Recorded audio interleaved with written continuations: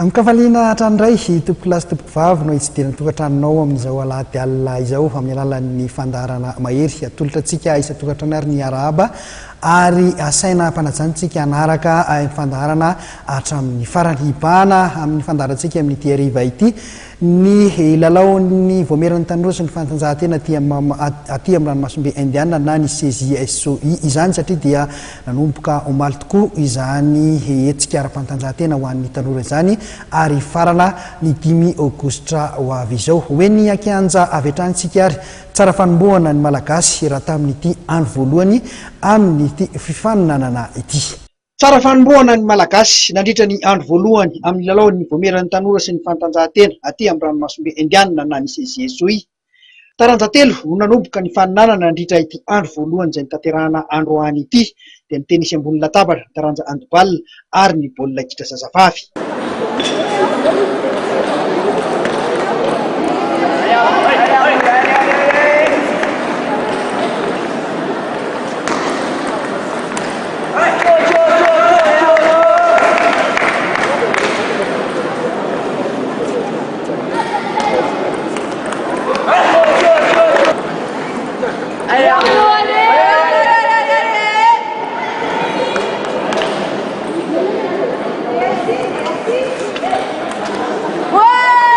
Ho an'ny taranja tenisy ambony latabatra dia mizara vondrona roa midingan'ny fanitsanana ho an'ny Skady zazalahy.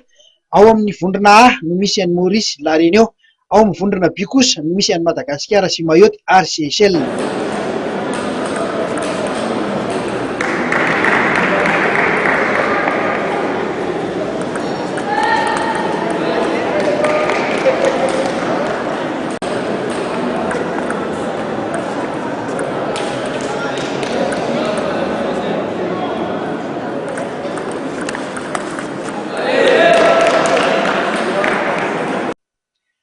Raha eo amin'ny vokatra dia fandraisana telo no azon'ny ekipa malagasy tamin'ity maraina ity nanoloana ny Mayotte tamin'ny alalan'ny Setro, Nambinina ary Luciano. Teo amin'ny Skady zazavavy dia mizara vondrona roa ihany koa midingan'ny fanitsanana ka ao amin'ny vondrona A no misy an'i Madagasikara sy La Réunion ary Mayotte, vondrona B i Maurice sy Seychelles. Fandraisana telo ihany koa no azon'ny Madagasikara nanoloana zareo Maoré tamin'ny alalan'ny Aina, Santatra ary Natasa. Fantatra ary fa dia efa tafita amin'ny dingan'ny famarany ny Madagasikara eo amin'ny olon-droa miaraka raha ampitso tolakandro. Ho an'ny taranja handball izay tantarahana tetsy amin'ny lapan'ny kolontsaina sy ny fanatanjahantena Mahamasina dia nosihana ihany koa ny faninana izay mizara vondrona roa ny dingan'ny fanitsanana. Ao amin'ny vondrona A no misy an'i Madagasikara sy Mayotte ary Seychelles, ao amin'ny vondrona B kosa no mifanitsy ny La Réunion, Comore ary Maurice.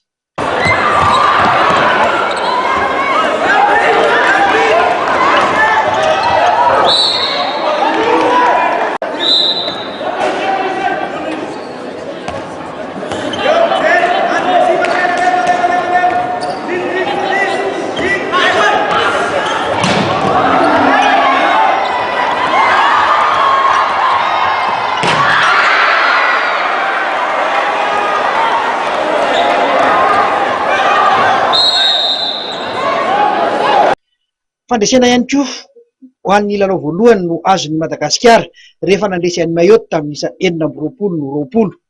Zareo Maoré eto manao akanjo manga amin'ny sary fa i Madagasikara kosa manao akanjo fotsy. Ny fantanja tsara ihany ny lalaon'ny rotota teo amin'ny lafiny teknika saingy hita ho nanatombo ny malagasy teo amin'ny tanjaka-rabatana. Teo amin'ny fizaram-potoana voalohany dia efa nitarika tamin'isa 13-20 ny malagasy.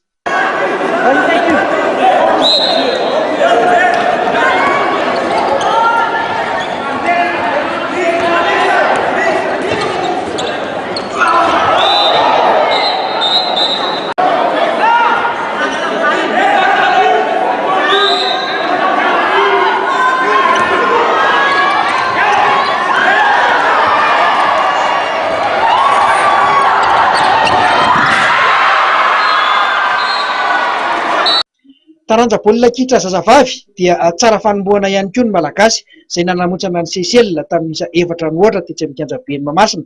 Marihina fa baolina kitra lalaovin'olona 7 ity ho an'ny zazavavy ity.